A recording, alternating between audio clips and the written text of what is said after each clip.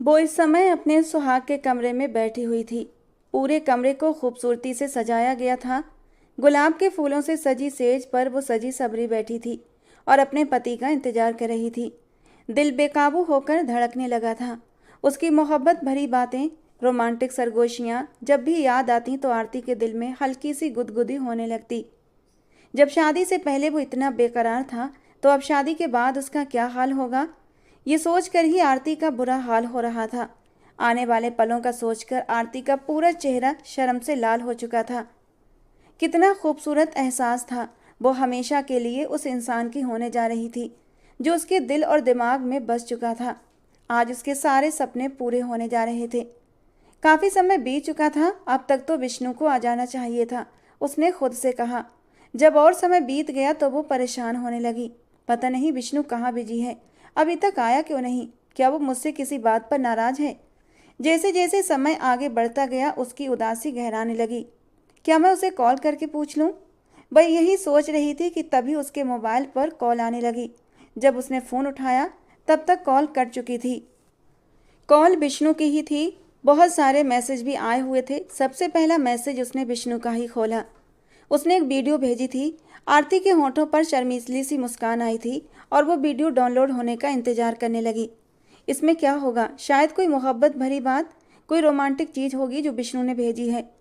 मगर जब video open हुई तो कुछ पल तक उसे समझने में लगे कि इसमें है क्या, और फिर जैसे ही वीडियो उसकी आंखों के सामने आई, वो एकदम स्तब्ध रह गई थी। ये सब क्या है? उसकी सारी खुशियाँ जैसे पल भर में राख हो गई थीं। दिल तेजी से धड़कने लगा।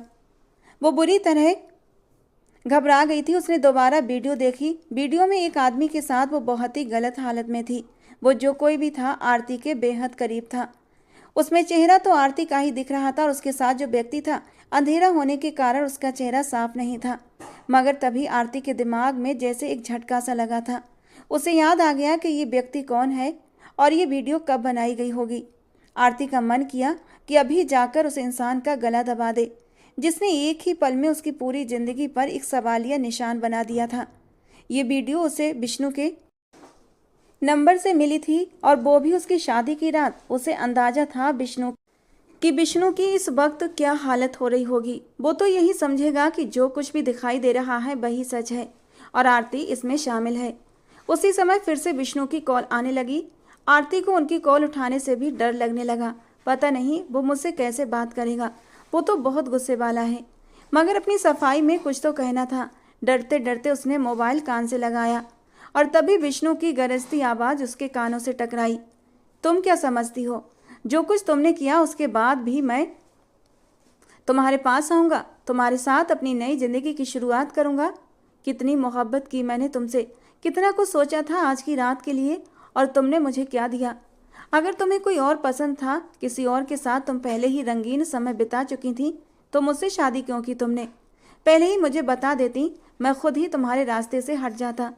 विष्णु के मुंह में जो आ रहा था वो बोले जा रहा था।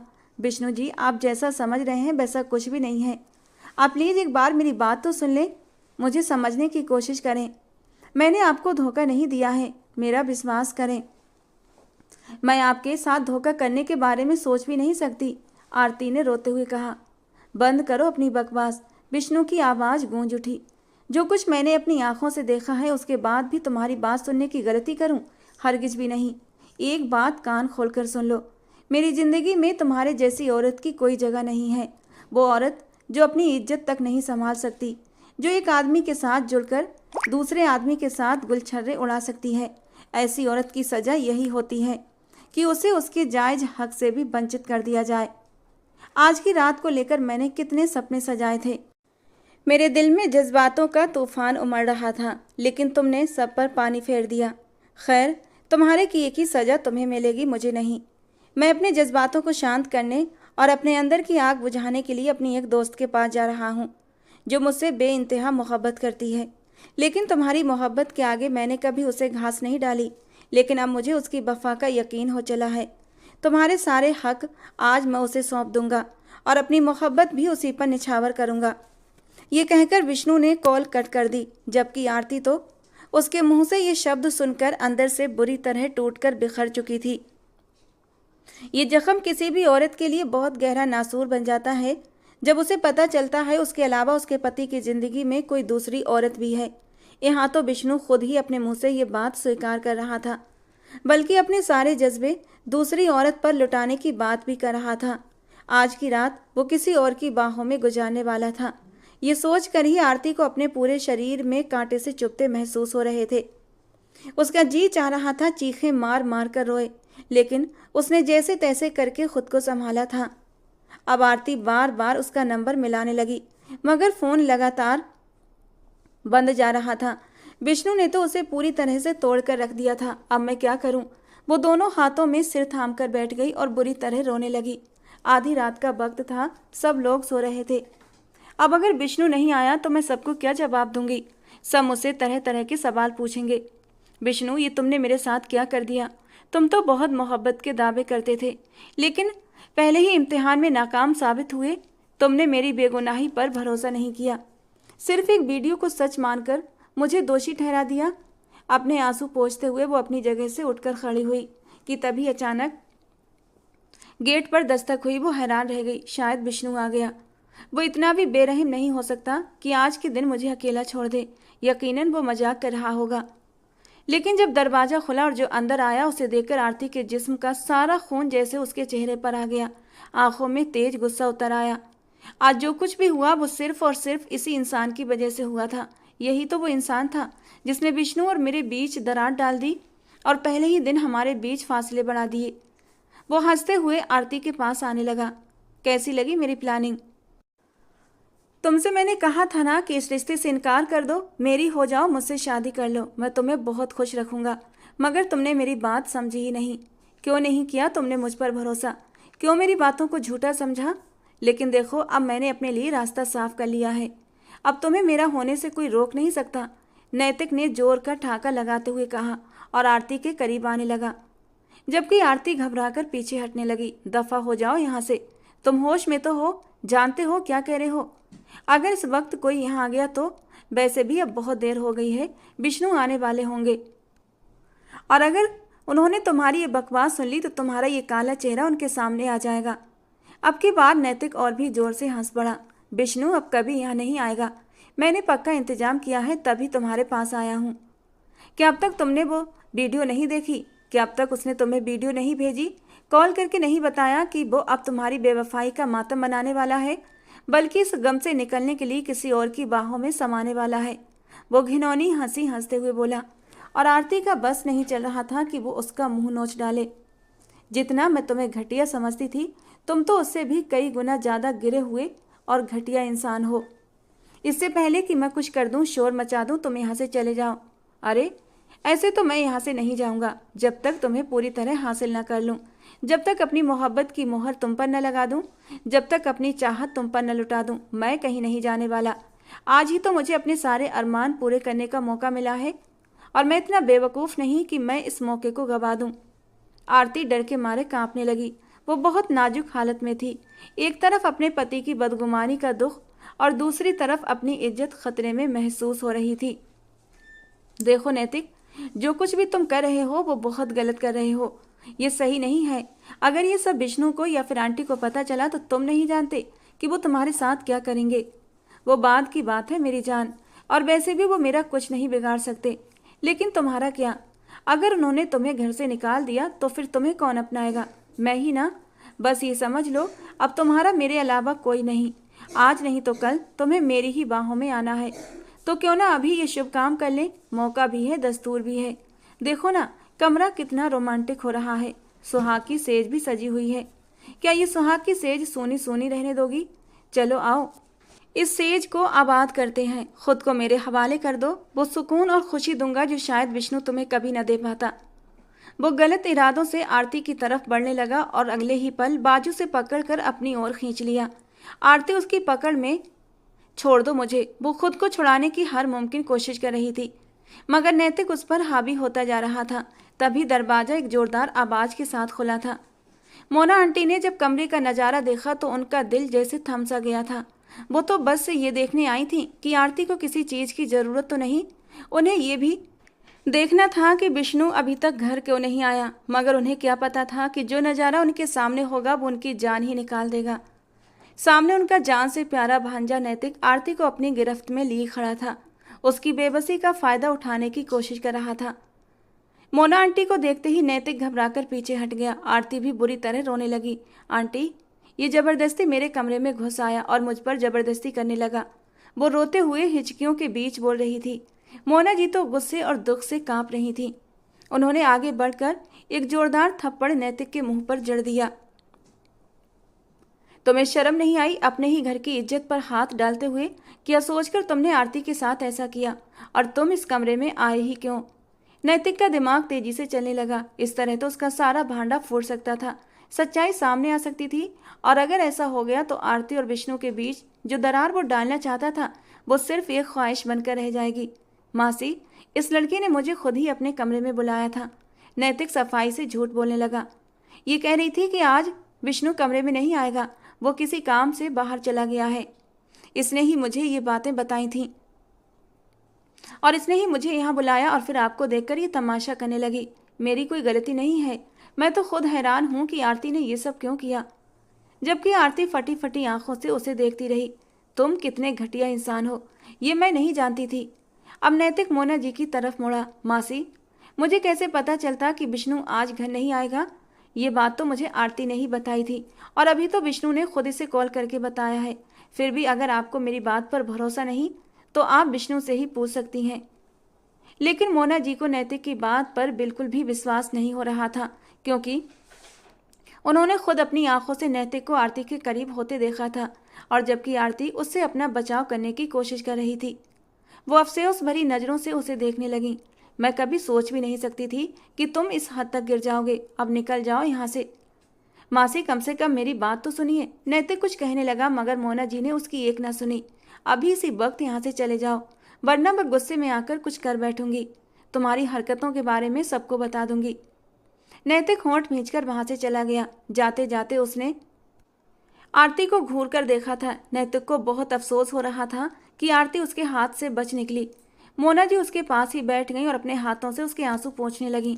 आरती, आज जो कुछ भी हुआ उसे अपने तक ही सीमित रखना। ये बात किसी को भी पता नहीं चलनी चाहिए। लेकिन आंटी, नैतिक ने जो कुछ किया वो सही नहीं था। इससे पहले भी कई बार वो आरती कुछ कहते कहते रुक गई। तो क्या इससे पहले भी नैतिक ने तुम्हारे साथ कोई बदतमीजी करने की कोशिश की थी? मोना जी गुस्से से पूछने लगी और आरती सहम गई और सिर झुका लिया। चलो, जो भी हुआ अब उसे भूल जाओ। अब तुम ये बात अपने तक ही सीमित रखना और विष्णु को इस बारे में कुछ भी पता नहीं चलना चाहिए। लेकिन आंटी, मर्द इन बातों को पसंद नहीं करते। मर्द तो ये भी बर्दाश्त नहीं कर सकता कि उसकी पसंदीदा औरत को कोई और छूकर भी गुजर जाए, किसी गैर की नज़र उस पर पड़े। विष्णु इस मामले में बहुत संवेदनशील है। तुम्हें बहुत सावधानी रखनी होगी। अभी तुम्हारी विष्णु से बात होगी क्या? वो अभी तक आया क्यों नहीं? क्या कहा उसने? आरती ने नजरें चुराते हुए झूठ बोला। वो अपने दोस्तों के साथ है, कह रहा था कि जल्दी ही आ जाएगा। अच्छा ठीक है, अपना ख्याल रखना। अगर किसी चीज़ की ज़रूरत हो तो मुझे बता देना। उनके जाने के बाद आरती बुरी तरह रो पड़ी। उसने एक बार फिर विष्णु को कॉल की थी कि तभी उसकी खुमार भरी आवाज़ उसके कानों से टकराई तो आरती का दिल टुकड़े टुकड़े हो गया। आप घर कब आ रहे हैं? मुझे डिस्टर्ब मत करो, मैं इस वक्त बिजी हूँ। इसके साथ ही आरती के कानों में एक तेज किसकी आवाज़ सुनाई दी थी और जैसे आरती के दिल पर छुरियां सी चल पड़ी थी। गहरी सांस लेते हुए नशीली आवाज़ में कहा कि अब दोबारा फ़ोन मत करना। ये कहकर विष्णु ने फ़ोन काट दिया था। आरती फूट फूट कर रो पड़ी। उसने आज के लिए बहुत कुछ सोच रखा था, लेकिन ये क्या हो रहा था? जो खूबसूरत पल विष्णु ने आरती के साथ गुजारने थे वो किसी और के साथ गुजार रहा था। बेबसी के मारे आंसू उसकी आंखों से बहते जा रहे थे। शायद सुबह के करीब विष्णु घर आया था। उसने गहरी भरपूर नज़र आरती पर डाली थी जो बिस्तर पर सो रही थी और फिर वो चुपचाप सोफे पर जाकर लेट गया। अगला दिन भी अफरा तफरी से भरा था। आरती को आज नैतिक कहीं भी नजर नहीं आया और उसके दिल को जैसे सुकून आ गया। यकीनन इस घटिया इंसान पर रात को आंटी की डांट डपट का असर हो गया है, लेकिन विष्णु उसके लिए किसी पहेली जैसा था। सबके सामने तो वो हंस हंस कर बातें करता, ऐसे दिखाता जैसे वो दोनों आम पति पत्नी की तरह खुशहाल जिंदगी जी रहे हों। लेकिन जब अकेले होते तो वो आरती से बात तक न करता, उसकी तरफ देखता तक नहीं था। आरती को उसका ये रवैया अंदर ही अंदर खाया जा रहा था। अब जब सारी रस्में ख़त्म हो गई, मेहमान भी अपने घर चले गए तो आरती ने भी घर के कामों में हाथ बटाना शुरू कर दिया। रोजमर्रा की जिंदगी वापस पटरी पर आ गई थी। लेकिन विष्णु का व्यवहार वैसा ही रहा। बिना जरूरत के वो आरती से बात भी नहीं करता था, उसकी ओर देखता तक नहीं था। आरती जानती थी कि इसकी वजह क्या थी। नैतिक ने जो वीडियो उसे भेजी थी, विष्णु उसी को सच मानकर उससे नाराज था। लेकिन वो कैसे समझाती कि ये सब झूठ था, सिर्फ एक नज़र का धोखा। विष्णु ने जैसे इस मुद्दे पर बात करना ही छोड़ दिया था। कहाँ तो वो बड़े बड़े प्यार के दावे करता था और कहाँ अब वो साथ होते हुए भी उससे मीलों दूर लगता था। उस दिन जब विष्णु ऑफिस से आया तो आरती बेसब्री से उसका इंतजार कर रही थी। आज उसने अपने दिल में ठान लिया था कि वो विष्णु से साफ साफ बात करेगी। जब वो कमरे में आया तो उसे अपना इंतजार करते पाया। अनायास ही उसकी नज़र घड़ी की ओर चली गई। रात के 12 बज रहे थे। वैसे तो इस वक्त तक वो सो चुकी होती थी। जब भी विष्णु घर आता, आरती बेड पर लेटी जैसे उसके सब्र का इम्तिहान ले रही होती थी।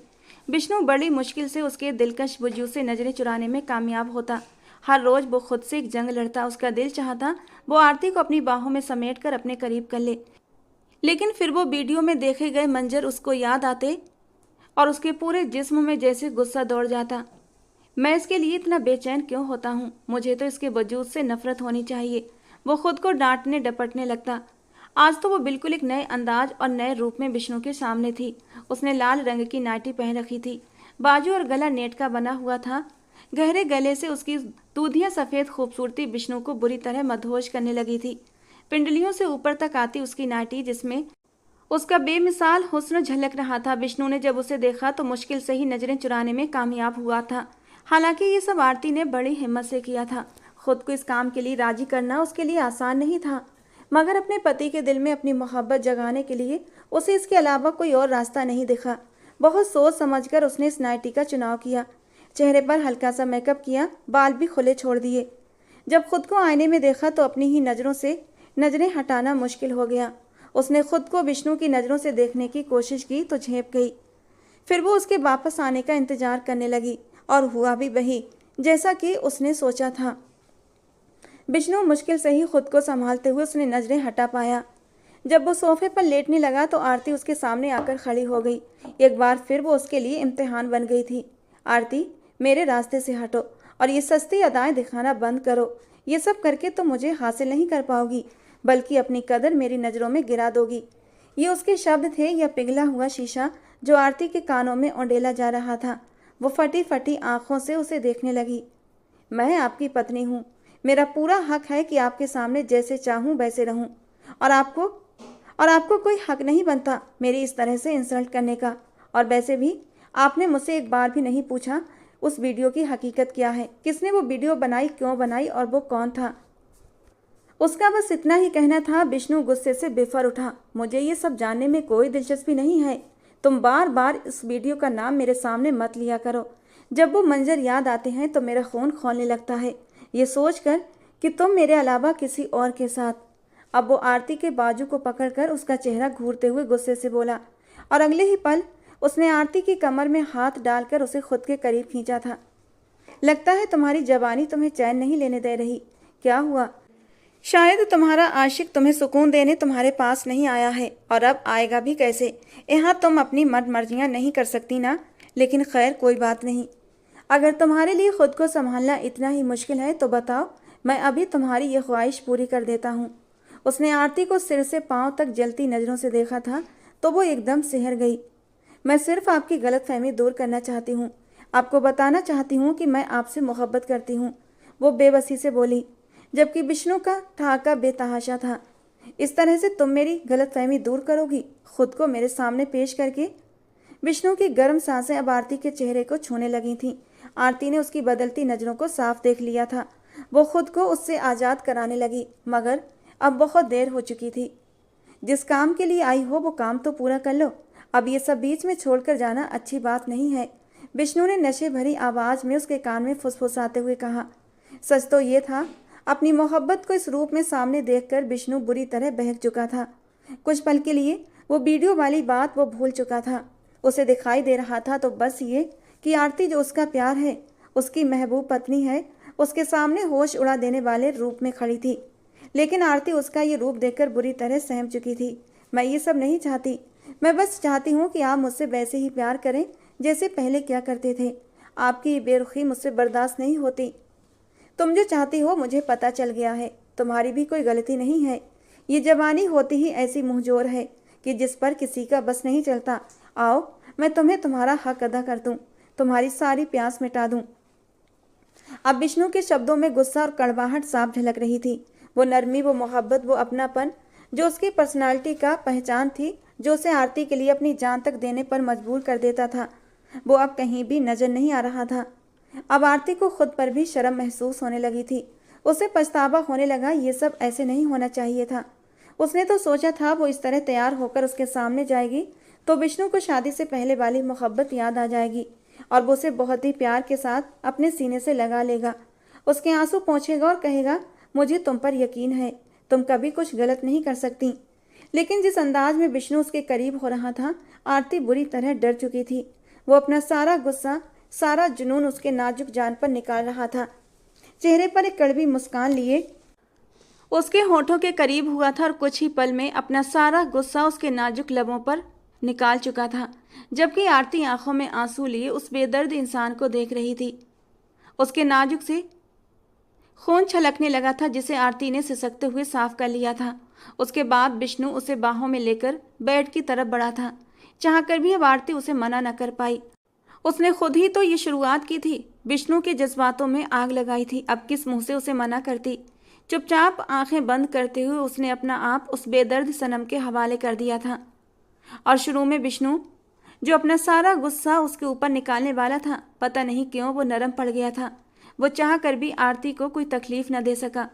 जब वो आरती के करीब हुआ और उसके हाथों ने उसकी नरमी को महसूस किया, तब उसे महसूस हुआ कि आरती तो गुलाब से भी ज़्यादा नाजुक है। अगर उसने उसे जोर से भी पकड़ा तो वो इतनी सख्ती सह नहीं पाएगी। इसीलिए उसने खुद को आरती के लिए नरम कर लिया था।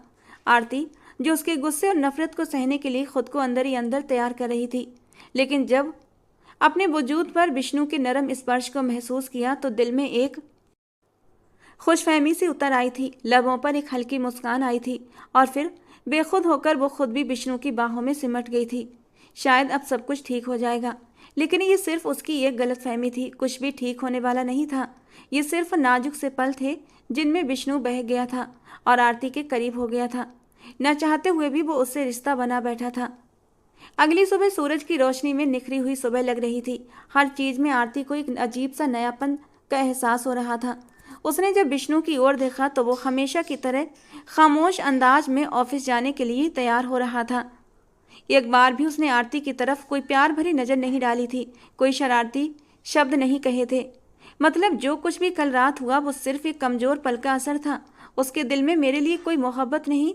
ये सब सोचकर आरती की आंखों में आंसू भर आए। विष्णु तैयार होकर बस एक उड़ती सी नज़र उस पर डालता हुआ अपना बैग उठाकर कमरे से बाहर चला गया। जैसे ही वो कमरे से गया, आरती फूट फूट कर रो पड़ी। पता नहीं ये मेरे बारे में क्या सोच रहा होगा। पहले ही मुझे गलत समझता है और अब मैंने अपनी हरकत से अपनी इस आदत पर और भी मोहर लगा दी कि मैं वैसी ही हूँ जैसा ये सोचता है। इसे लग रहा होगा कि मैं एक कमज़ोर लड़की हूँ जो जज्बातों में बहक जाती हूँ। अब मैं क्या करूँ, कैसे इसकी गलतफहमी दूर करूँ? वो बेबस होकर सोच रही थी। फिर अचानक उसे नैतिक पर गुस्सा आने लगा। ये सब उसी की वजह से हुआ है। उसने मेरी ज़िंदगी को नर्क बना दिया। ये सब उसी दिन से शुरू हुआ था जब वो अपनी मोना आंटी के घर रहने के लिए आई थी। मोना आंटी सीढ़ियों से गिर गई थी और उनके पैर में चोट आ गई थी और उसकी माँ ने उन दोनों बहनों को अपनी बचपन की सहेली के घर भेज दिया था। वो खुद भी साथ आई थी। उन्होंने कहा था कि कुछ दिन उनकी देखभाल कर लो, उनके घर में उनकी देखभाल करने वाला कोई नहीं है। मोना आंटी के घर आकर उन्हें हमेशा अच्छा लगता था। वो सबसे बहुत मोहब्बत से पेश आती थी। आरती से तो उन्हें खास लगाव था और जब से उन्होंने भांप लिया था कि विष्णु आरती को पसंद करता है, तब से आरती उन्हें और भी ज़्यादा प्यारी हो गई थी। अब विष्णु भी तो कितने सालों बाद अपनी पढ़ाई पूरी करके वापस आया था और अपना बिजनेस शुरू कर चुका था। रात के खाने पर सब लोग मौजूद थे। आरती अपने हमेशा के बेपरवाह अंदाज में बोली, आंटी अब तो विष्णु भाई बिजनेस भी करने लगे हैं, हमेशा के लिए वापस भी आ गए हैं, आप उनकी शादी कर दें। जैसे ही उसने ये कहा, विष्णु ने गहरी और भरपूर नज़र से उसे देखा था। भाई नहीं हूँ मैं तुम्हारा, मुझे मेरे नाम से बुलाया करो। जबकि विष्णु की बात पर मोना ने गहराई से उसे देखा था और धीरे से मुस्कुरा दी। हाँ, जल्दी ही मेरा विष्णु शादी करने वाला है और उसने तो लड़की भी पसंद कर ली है। बस अब भगवान से प्रार्थना करो वो लड़की उसे मिल जाए। वो शरारत से विष्णु की तरफ देखते हुए बोली। आरती हैरान रह गई। अरे सच में विष्णु भाई को कौन सी लड़की पसंद आई है? क्या वो हमारे जान पहचान की है? हाँ, वो लड़की हमारे जान पहचान की है। तुम भी उसे अच्छे से जानती हो। मोना जी की बजाय अब विष्णु ने उसे गहरी नजरों से देखते हुए जवाब दिया था। आरती को अब भी विष्णु की आंखों या उसके शब्दों से कोई अंदाजा नहीं हुआ था कि वो कहना क्या चाहता है। वो तो बस इस बात से ही खुश हो गई थी कि विष्णु सबसे पहले उसे ही लड़की के बारे में बताएगा। वहाँ शादी पर मैं भी नए नए कपड़े बनवाऊंगी।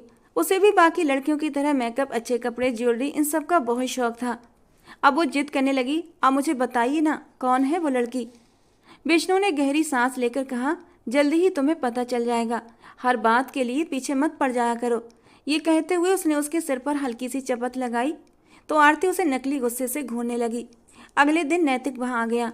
जब उसने आरती को देखा तो बस देखता ही रह गया।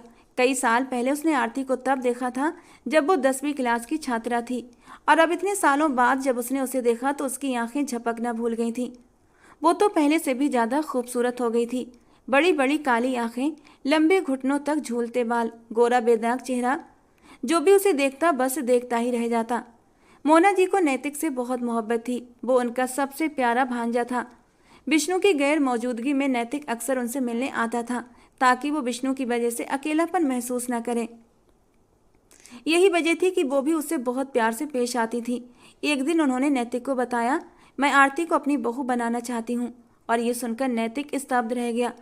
जिंदगी में पहली बार मुझे कोई लड़की पसंद आई और माँ से उसी लड़की को विष्णु के लिए बहू बनाना चाहती हैं।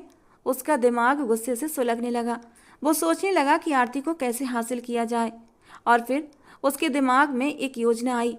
अगर मैं आरती को पटा लूं तो उसे अपनी मोहब्बत से मना लूं तो हो सकता है कि वो विष्णु की बजाय मुझसे शादी के लिए राजी हो जाए। अभी तक ये बात सिर्फ घर के लोगों के बीच थी। विष्णु के रिश्ते की बात अभी तक आरती के माता पिता से नहीं की गई थी। यही सोचकर नैतिक थोड़ा राहत महसूस करने लगा कि मामला अभी भी उसके हक में हो सकता है। उसने आरती से इधर उधर की बातें करनी शुरू कर दी। उसके साथ दोस्ती करने की कोशिश करने लगा। लेकिन आरती को न जाने क्यों उसकी नज़दीकियों से डर लगता था। जहां भी नैतिक होता वो वहां से उठकर चली जाती। बल्कि वो दोनों बहनें ही ऐसी थीं। शायद उनकी परवरिश ही इस तरह ही हुई थी कि वे लड़कों से ज़्यादा खुली बातचीत नहीं करती थीं। वो तो विष्णु से भी ज़्यादा बातें नहीं करती थीं। नैतिक को अब पूरी तसल्ली हो गई थी कि आरती के दिल में विष्णु के लिए कुछ भी नहीं है। पिछले कुछ दिनों से नैतिक यहीं रुका हुआ था और कल आरती के परिवार वालों को वापस चले जाना था। उसके पास सिर्फ आज का ही दिन था। अगर आज ही वो आरती से अपने प्यार का इजहार कर देता, उसे सब कुछ बता देता, तो शायद मामला उसके हक में हो सकता था। रात का समय था। सब लोग अपने अपने कमरों में थे। तभी अचानक एक ख्याल के आते ही वो बाहर आया और सामने ही उसकी दुश्मने जान नजर आ गई। उसके चेहरे पर एक संतुष्ट सी मुस्कान आ गई। वो आरती से बोला, मैं स्टडी रूम में हूँ, अगर आपको कोई परेशानी ना हो तो क्या आप मेरे लिए एक कप चाय बना सकती हैं? आरती को गुस्सा तो बहुत आया। वो खुद के लिए चाय बनाने ही किचन जा रही थी, लेकिन नैतिक की नज़रों और उसके अंदाज ने हमेशा की तरह उसे चिढ़ा दिया। इस बार भी उसे गुस्सा तो आया, मगर उसने खुद को संभाल लिया। ठीक है, अब चलिए, मैं आपके लिए चाय लेकर आती हूँ।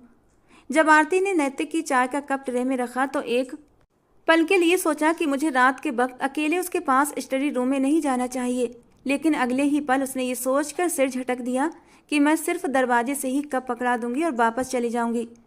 वो स्टडी रूम में पहुंची तो नैतिक को अपनी ही सोचों में गुम पाया। आरती तो समझ रही थी कि वो कोई किताब पढ़ रहा होगा, लेकिन वो गहरी सोचों में डूबा हुआ था। आरती ने चाय रखी और तुरंत मुड़कर जाने लगी, और तभी नैतिक ने उसे रोक लिया। मैं तुमसे ज़रूरी बात करना चाहता हूँ, कुछ वक्त चाहिए। आरती के चेहरे पर एकदम नापसंदीदगी छा गई। आप जो भी बात करना चाहते हैं वो सुबह कर लीजिएगा, ये वक्त किसी भी बात के लिए सही नहीं है।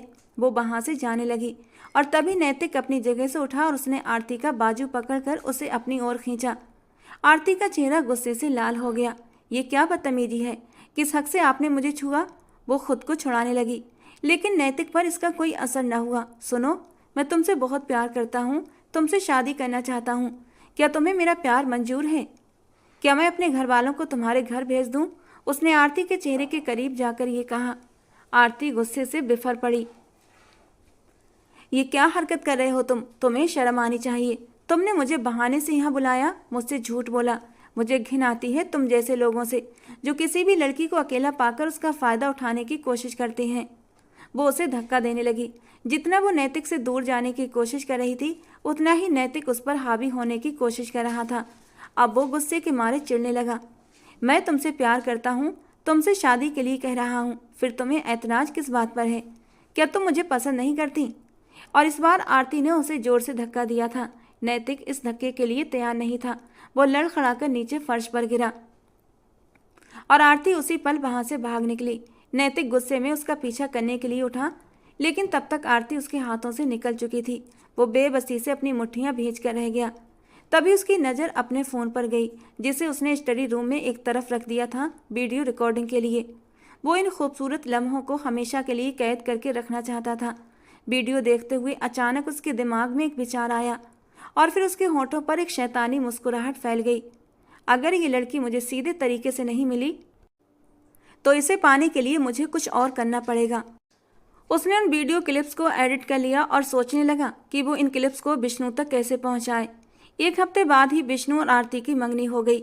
ये सब इतनी जल्दी हुआ कि किसी को कुछ पता ही न चला। नैतिक तो खुद हैरान रह गया था। उसे तो मौसी ने कोई भनक भी नहीं लगने दी और इस लड़की की विष्णु से मंगनी भी हो गई। उस दिन आरती के पिता की तबीयत अचानक खराब हो गई। उन्हें दिल का दौरा पड़ा था और वे अस्पताल में जिंदगी और मौत के बीच झूल रहे थे। उन्होंने कहा कि वे अपनी दोनों बेटियों का भविष्य सुरक्षित करना चाहते हैं और उन्हें किसी भरोसेमंद हाथों में सौंपना चाहते हैं। एक बेटी की मंगनी उन्होंने कर दी है और आरती की शादी विष्णु से। उनकी मंगनी अस्पताल में ही हुई थी और फिर उनके अस्पताल से घर आते ही शादी की तैयारियां भी शुरू हो गईं। नैतिक को जब ये सब पता चला तो वो बस तिल मिलाने के अलावा कुछ भी न कर सका, लेकिन उसने अभी भी हार मानने का इरादा नहीं किया था। उसने वो वीडियो विष्णु को भेज दी, ये जानते हुए भी कि विष्णु एक भावनात्मक व्यक्ति है और ये वीडियो देखकर जरूर आरती को तलाक दे देगा। मगर ऐसा नहीं हुआ। विष्णु के चेहरे के बदले हुए भावों से साफ पता चल रहा था कि वो अंदर से टूट चुका है। और फिर ठीक शादी की रात जब वो आरती को छोड़कर चला गया, तब नैतिक को मौका मिला आरती पर अपना हक जताने का। और जब मोना जी ने ये सब कुछ देख लिया तो आरती की इज्जत बच गई। अब उसने विष्णु से कोई शिकवा शिकायत करना भी छोड़ दिया था, बल्कि वो तो किसी से भी कोई बात नहीं करती थी। हमेशा खोई खोई सी रहती, उदास और परेशान। जब भी अपने मायके जाती तब भी वो एकदम गुमसुम सी रहती। उसके माँ बाप उसे देखकर चिंतित हो जाते। आरती, क्या हुआ है? तुम्हारे घर में सब ठीक तो है ना? और वो जबरदस्ती मुस्कुराने की कोशिश करती। हाँ, सब ठीक है, मैं बहुत खुश हूँ। खुश हो तो नज़र क्यों नहीं आ रही? विष्णु तो बहुत अच्छा लड़का है और बाकी घर वाले भी तो तुमसे बहुत प्यार करते हैं। फिर ऐसा क्या है कि तुम्हारे चेहरे पर वो खुशी नहीं दिख रही जो तुम्हारी बहन बीना के चेहरे पर दिखती है? आरती अपने माता पिता को क्या बताती कि बीना और उसमें बहुत फ़र्क है। उनके रिश्ते में गलत फहमियों की इतनी ऊंची दीवारें खड़ी हो गई हैं कि शायद ही वे कभी उन्हें पार कर सकें। मायके से लौटने के बाद एक और परीक्षा उसकी राह देख रही थी, जब विष्णु की ज़िंदगी में कोई और लड़की आ गई। पहले तो उसकी सिर्फ एक सेक्रेटरी थी जिससे वो खुलकर बातें करता था आरती को जलाने के लिए, लेकिन अब उसकी ज़िंदगी में एक और खूबसूरत लड़की आ गई थी। वो रात रात भर उसके साथ फ़ोन पर बिजी रहता, भविष्य के सपने बुनता। हाँ, मैं बहुत जल्द तुमसे शादी करूँगा और तुम्हें इस घर में लेकर आऊँगा। तुम ही मेरे दिल की रानी हो, मेरी ज़िंदगी में तुम्हारे अलावा कोई नहीं। कौन जाने उस लड़की ने क्या कहा कि विष्णु जोर से हंस पड़ा। अरे वो क्या कहेगी मुझे? और अगर उसने कुछ कहा तो मैं उसे उठाकर घर से बाहर कर दूंगा। बीवी है तो बीवी बनकर रहे। मैं बीवी को सिर पर चढ़ाने में विश्वास नहीं रखता, लेकिन तुम तो अलग हो। तुम तो मेरे दिल की रानी हो। तुम मेरी जिंदगी और मेरे दिल पर राज करोगी। अपने पति की किसी और लड़की के लिए इस तरह के प्यार भरे शब्द सुनकर आरती पूरी रात सिसकती रहती। उस एक रात के बाद विष्णु दोबारा आरती के करीब नहीं आया था। उसका दिल दुख और दर्द से छलनी हो जाता। एक पत्नी की बेबसी का अंदाज़ा लगाना मुश्किल नहीं जब उसका पति किसी और औरत के लिए अपने जज्बात लुटा रहा हो और उसे वो वक्त दे रहा हो जो सिर्फ उसकी पत्नी का हक होता है। अब तो विष्णु देर रात तक घर से लौटता और जब कमरे में आता तब भी उसका फ़ोन कान से लगा होता। आज तुम्हारे साथ बहुत मज़ा आया। आज तुम बहुत प्यारी लग रही थी। मेरा दिल चाहता था तुमसे कभी अलग ना होऊं। इस तरह की बातें सुनकर आरती बस खून के आंसू पीती रहती। पता नहीं विष्णु मेरे साथ ऐसा बर्ताव क्यों कर रहे हैं। क्या वे ये भूल गए कि मैं उनकी पत्नी हूँ? शादी से पहले तो उन्होंने मुझसे कितने प्यार के दावे किए थे। कहा था मुझे बहुत खुश रखेंगे, मेरी आंखों में आंसू नहीं आने देंगे, और अब हर रात मैं रोते तड़पते गुजारती हूँ, मगर उन पर कोई असर नहीं होता। वो इन बातों को किसी से कह भी नहीं सकती थी, क्योंकि विष्णु ने उसे सख्ती से मना कर दिया था। अगर तुमने इस बारे में मेरे घर में किसी से भी कुछ कहा या अपने मायके में किसी को बताया कि हमारे बीच क्या चल रहा है, तो समझ लेना वो तुम्हारा इस घर में आखिरी दिन होगा। मैं तुम्हें इस घर से निकाल दूंगा, सबको बता दूंगा कि तुम कितनी गिरी हुई हो, सबको वो वीडियो दिखा दूंगा। और ये सब सुनकर आरती बुरी तरह डर जाती। उसका बाप तो पहले ही दिल का मरीज था, अगर उसके कानों तक ऐसी कोई बात पहुंच जाती तो वो ये सदमा बर्दाश्त न कर पाएंगे। नहीं, मुझे ये बात किसी को भी नहीं बतानी चाहिए। जो कुछ भी हो रहा है उसे चुपचाप सहना होगा। अपने माँ बाप के लिए मुझे ये सब सहना ही होगा। शादी के बाद लड़कियों को बहुत कुछ सहना पड़ता है। इसके बाद नैतिक ने भी फिर कभी उस घर में आने की कोशिश नहीं की थी, और ना ही उसने आरती से किसी बारे में कोई बात की थी, क्योंकि उसका राज मोना जी के सामने आ चुका था, और अब उनके डर से ही उसने वहाँ आना जाना छोड़ दिया था। मगर इस सबसे विष्णु पूरी तरह अनजान था।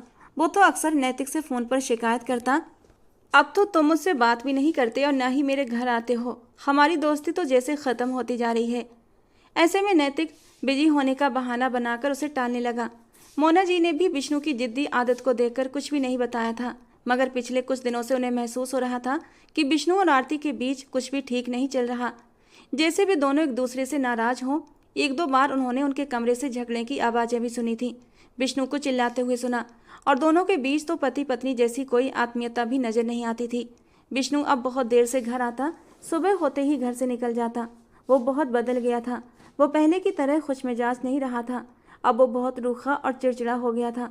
ये वही विष्णु नहीं था जो उनका बेटा था, जिसकी आदतों से उन्हें प्यार था। ये तो कोई और ही था, जो हर वक्त गुस्से से भरा रहता। अब जब उन्होंने उसे छोटी सी बात पर आरती को डांटते हुए देखा तो वो खुद को रोक नहीं सकी। मुझे पति पत्नी के मामलों में बोलना अच्छा नहीं लगता।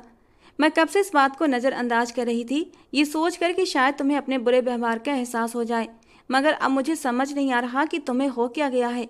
तुम इतना बदल क्यों गए हो। जब आरती वहाँ से हट गई तो मोना जी सीधे विष्णु से बोली थी। विष्णु को उम्मीद नहीं थी कि उसकी माँ उसके व्यवहार को भांप लेंगी और अब इस बारे में उससे सवाल भी करने लगेंगी। विष्णु ने उन्हें टालने की हर मुमकिन कोशिश की। माँ देखिए, तो ये भी कोई काम हुआ भला। ये कोई भी काम ध्यान से नहीं करती। मैंने कहा था कि मेरी सफ़ेद शर्ट प्रेस कर देना, मगर इसके बजाय इसने ग्रे कलर की शर्ट प्रेस कर दी, और जब मैंने पूछा तो कहने लगी वो शर्ट जल गई है। अब बताइए, वो शर्ट मेरे एक दोस्त ने गिफ्ट दी थी और मेरे लिए बहुत कीमती थी, मगर ये ध्यान से काम करती तो ये सब न होता, वो शर्ट न जलती। वो अपनी बात पर जोर देते हुए बोला। तो मोना जी उसे ध्यान से देखने लगी। तुम तो ऐसी छोटी छोटी बातों को हमेशा नज़रअंदाज कर देते थे।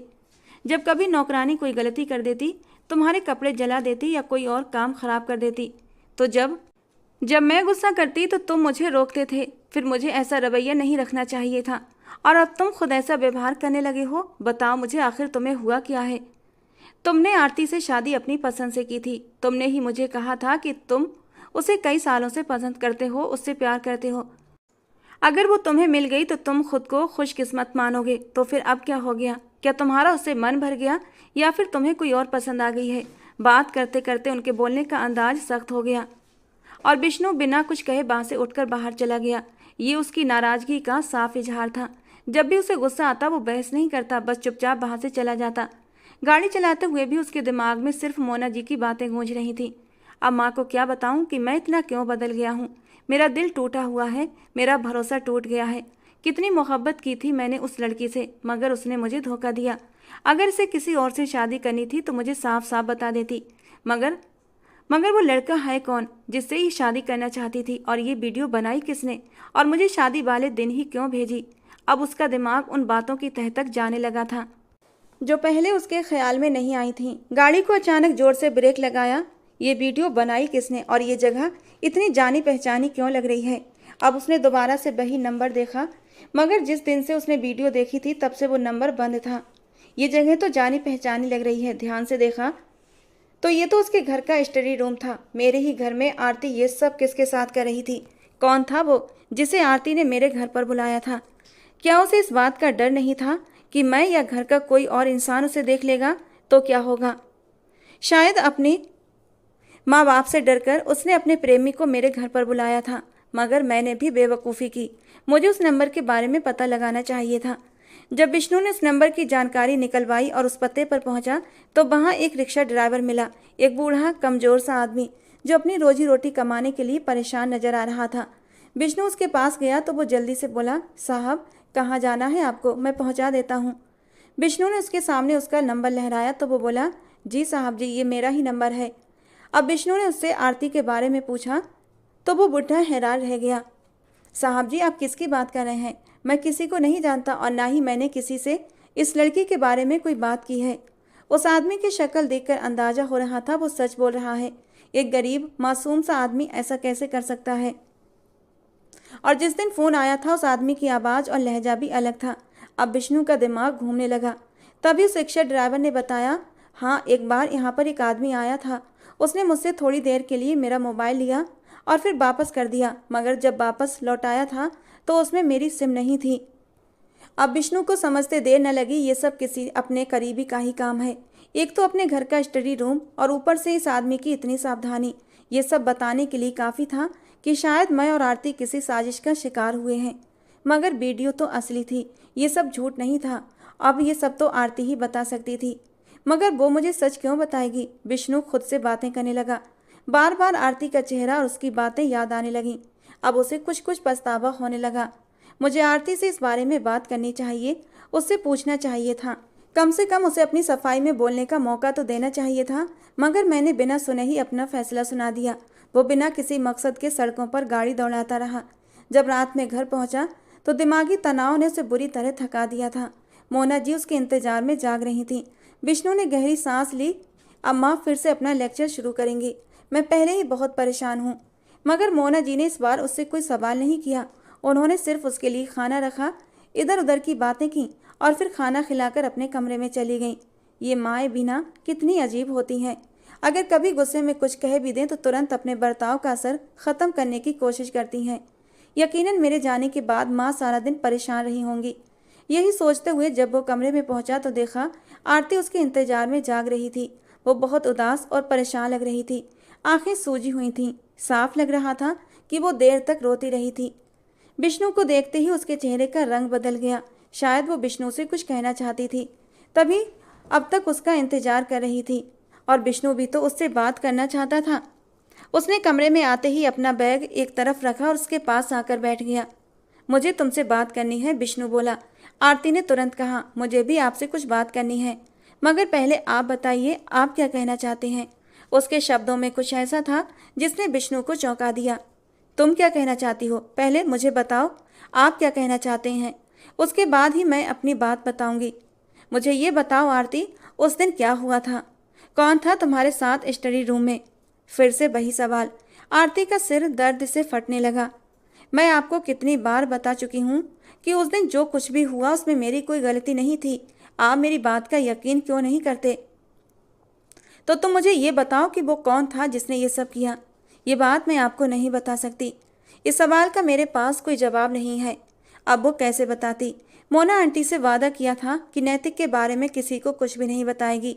वो अपने वादे पर अटल थी। जबकि विष्णु को गुस्सा आने लगा। तुम इसीलिए नहीं बता रही क्योंकि तुम खुद इसमें शामिल थी। अब मुझे ये बताओ कि कौन सी बात है जो तुम मुझसे कहना चाहती थी। आरती बेचैनी से अपने हाथों की उंगलियां मरोड़ने लगी।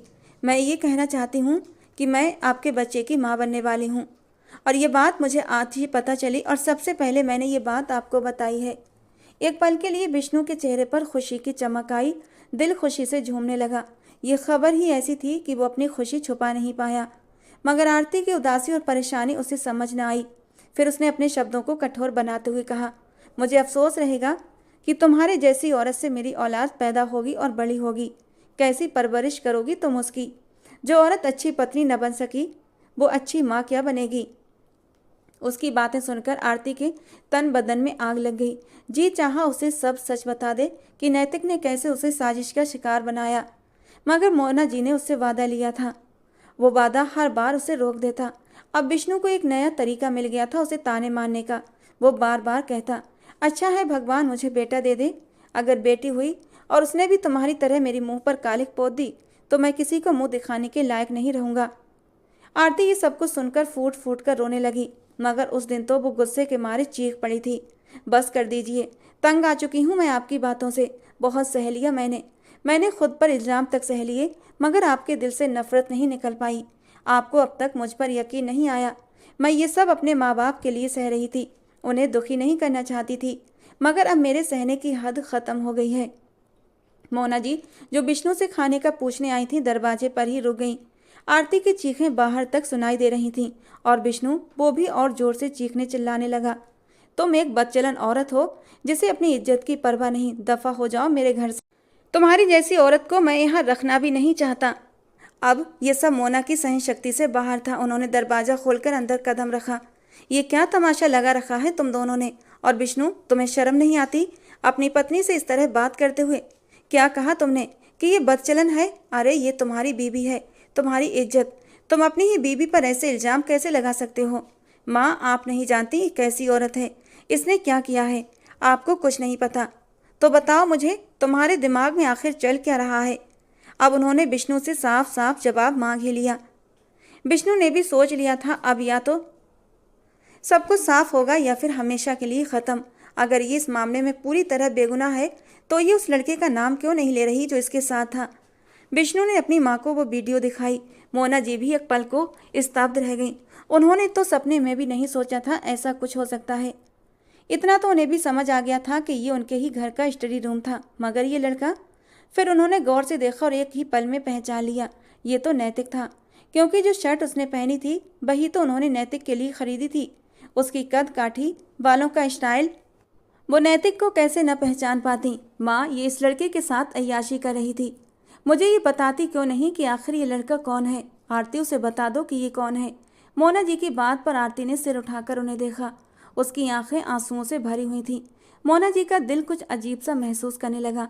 मैं नहीं जानती कि इसके दिल में शक इतनी गहरी जड़ें जमा चुका है, वरना अगर मुझे ये पहले से पता होता तो मैं सब कुछ पहले ही सच सच बता देती कि आखिर मामला क्या है।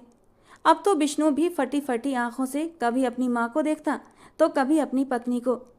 मुझे कुछ समझ नहीं आ रहा कि ये सब क्या हो रहा है। कौन सी ऐसी बात है जो आप दोनों जानती हैं लेकिन मुझसे छुपाई गई? आखिर क्यों? मुझे बताइए। पहले तो तुम ये बताओ कि तुम्हें ये वीडियो किसने भेजी? विष्णु ने सारी बात बताई कि शादी की रात उसे ये वीडियो एक अनजान नंबर से भेजी गई थी, लेकिन वो व्यक्ति एक रिक्शा ड्राइवर था और इस सब में शामिल नहीं था। अब मोना जी ने आरती से पूछा, तुम बताओ ये सब क्या है? जो वीडियो में दिख रहा है ये सब किसने किया?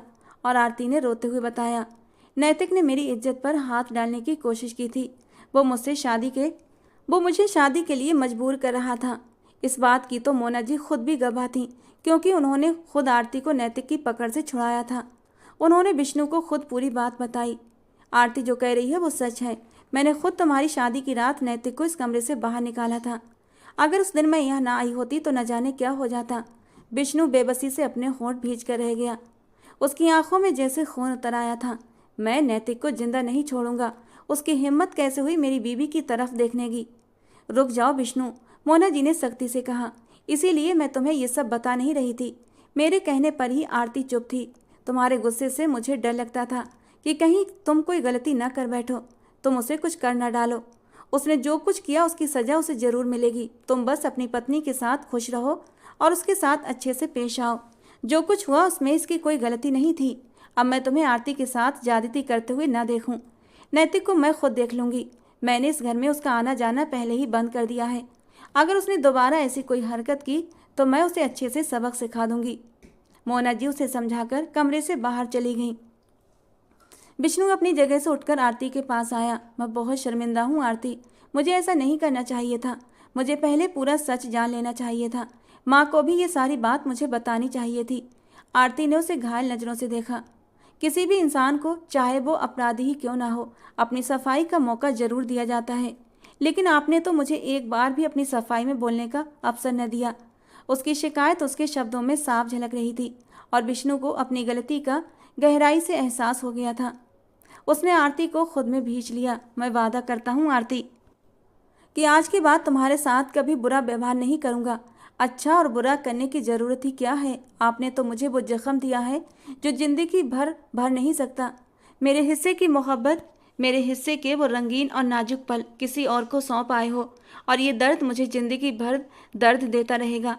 जब भी तुम्हारी संगत में तुम्हारे करीब आऊंगी, मुझे एहसास होगा कि तुम अपना आप किसी और की बाहों में लुटा कर आए हो। जब तुम ये बात बर्दाश्त न कर सके कि मैंने किसी और के साथ समय गुजारा है, तो फिर मैं कैसे बर्दाश्त कर सकती हूँ। और उसकी बात सुनकर विष्णु ने उसे और भी अपने करीब खींच लिया था। वो सब झूठ था आरती। सच कहूँ तो मेरी जिंदगी में कोई और औरत थी ही नहीं। मैं सिर्फ तुम्हें जलाने के लिए ये नाटक कर रहा था। मैं कैसे विश्वास कर लूँ। रातों को जब तुम किसी लड़की से बात करते थे तो उसकी आवाज़ मेरे कानों में भी आती थी। और इस बात पर विष्णु का एक जोरदार कहा लगा था। वो जोर से हंस पड़ा। तुम पत्नियां भी बहुत जासूसी होती हो। एक मिनट रुको। ये कहकर विष्णु ने अपना मोबाइल निकाला और उसी नंबर पर कॉल लगा दी जिस पर वो रोज रात को बात किया करता था। दूसरी तरफ एक सुरीली सी आवाज़ गूंजी थी। हेलो पूजा, कैसी हो? मैं ठीक हूँ सर। सर, क्या मुझे नाटक शुरू करना है? अरे नहीं, अभी नाटक शुरू नहीं करना। मेरी पत्नी मेरे करीब नहीं है।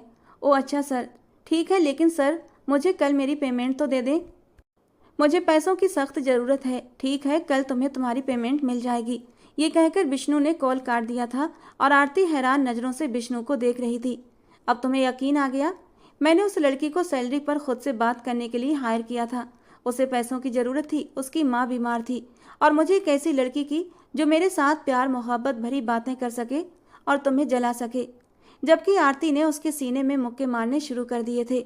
बहुत बुरे हो तुम, बहुत सताया है तुमने मुझे, बहुत रुलाया है। और विष्णु ने उसे जोर से अपने सीने से लगा लिया था। अब अगर कोई भी तुम्हारे खिलाफ कुछ भी कहेगा तो मैं किसी की बात पर विश्वास नहीं करूँगा।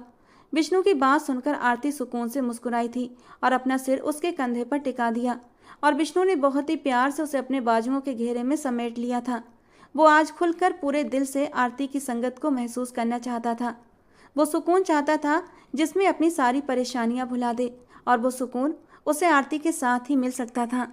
प्यार से आरती को समेटते हुए उसने साइड लैंप ऑफ कर दिया था, और आरती ने भी बहुत ही सुकून से खुद को विष्णु की बाहों में ढीला छोड़ दिया था। वो तो न जाने कब से विष्णु की मोहब्बत के लिए तरस रही थी, और जब ये पल उसकी किस्मत में आए थे तो वो पूरी तरह इन पलों को महसूस करना चाहती थी। दोस्तों, आज की हमारी कहानी आपको कैसी लगी कमेंट बॉक्स में ज़रूर बताना।